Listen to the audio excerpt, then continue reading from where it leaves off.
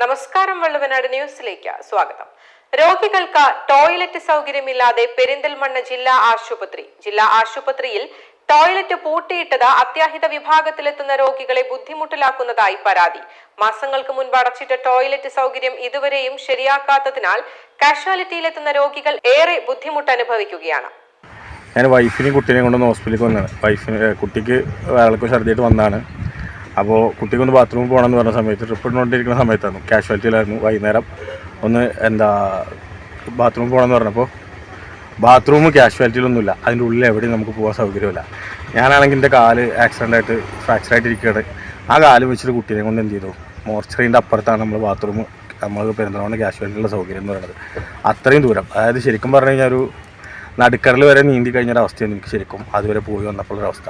കാരണം ഞാൻ അങ്ങോട്ടും പോകാൻ പറ്റില്ല ഇങ്ങോട്ടും പോകാൻ പറ്റില്ല എന്നൊരവസ്ഥയിൽ നിൽക്കുന്നു. എനിക്ക് വൈഫിനെയും കുട്ടീനെ ഒറ്റയ്ക്കാണ് പറഞ്ഞേക്കാനും പറ്റില്ല. അത് ലൈറ്റ് പോലും ഇല്ലാത്ത, ഒരു സംവിധാനം ഇല്ലാത്ത ഒരു ബാത്റൂം. ഞാനിവിടെ അന്വേഷിച്ചപ്പോൾ ഉദ്യോഗസ്ഥർ പറഞ്ഞത് നിങ്ങൾ പുറത്തുള്ള ആൾക്കാർക്ക് ഇതിന് സംസാരിക്കാൻ വയ്യാത്തതുകൊണ്ടാണ് അങ്ങനെയാണെന്നുള്ളൊരു ഇതിലാണ്, അങ്ങനെ ഒരു കാഴ്ചപ്പാടിലാണ് ഞാനിതിനെക്കുറിച്ച് സംസാരിക്കുന്നത്.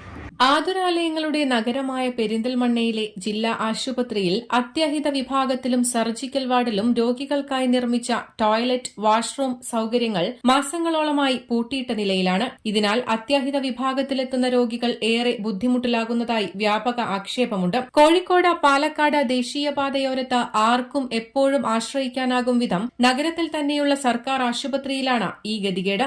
മലപ്പുറം ജില്ലയിലെ മാത്രമല്ല, പാലക്കാട് ജില്ലയിൽ നിന്നുള്ളവരടക്കം ചികിത്സ തേടിയെത്തുന്ന ജില്ലാ ആശുപത്രിയിൽ ദിവസവും ശരാശരി 1500-ലേറെ രോഗികൾ ഒപിയിൽ ചികിത്സ തേടിയെത്തുന്നുണ്ട്. കാഷ്വാലിറ്റിയിലെത്തുന്ന രോഗികൾ ഇവിടെ ടോയ്ലറ്റ് സൌകര്യമില്ലാത്തതിനാൽ പുറത്തിറങ്ങി ആശുപത്രിയുടെ പിന്നാമ്പുറത്ത് മോർച്ചറിക്ക് സമീപമുള്ള ടോയ്ലറ്റിൽ പോകേണ്ട അവസ്ഥയാണ്.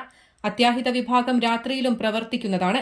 എന്നാൽ രാത്രിയിൽ അത്യാഹിത വിഭാഗത്തിലെത്തുന്ന രോഗികൾ പ്രാഥമികാവശ്യം നിറവേറ്റുവാൻ വെളിച്ചമില്ലാത്ത ഈ ഭാഗത്തുകൂടി മോർച്ചറിക്കടുത്ത ടോയ്ലറ്റിലെത്തുവാൻ സാഹസപ്പെടുകയാണ്.